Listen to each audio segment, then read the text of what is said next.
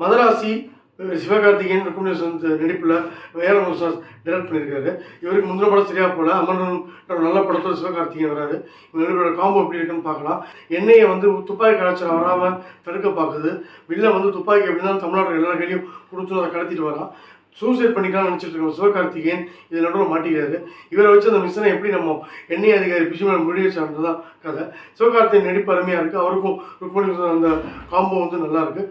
பிஜுமேன் ஒரு பையனோட அந்த ஒரு காம்போவும் நல்லா இருக்குது. வில்லன் வந்து அருமையாக பண்ணியிருக்காப்புல. வில்லன் வந்து நல்லா ஒரு பிகினிங்கில் வந்து சூப்பராக பண்ணும்பொழுது இன்ட்ரோட சுட்டு படுக்க வச்சு அதோட கதையும் படுக்க வச்சிடுறாங்க. எண்ணத்தை துப்பாக்கி கடத்துறாங்கன்னு தெரியல. யாரை சுட்டாலும் யாருமே சாக மாட்டுறாங்க. ஏன்னா தமிழ்நாட்டில் ஆணவ கூட அது நிறைய நடக்கும். இதெல்லாம் அமைதி பூங்கான்னு தான் மீடியாவில் சொல்லுவாங்க. கையில் துப்பாக்கி கிடையாது.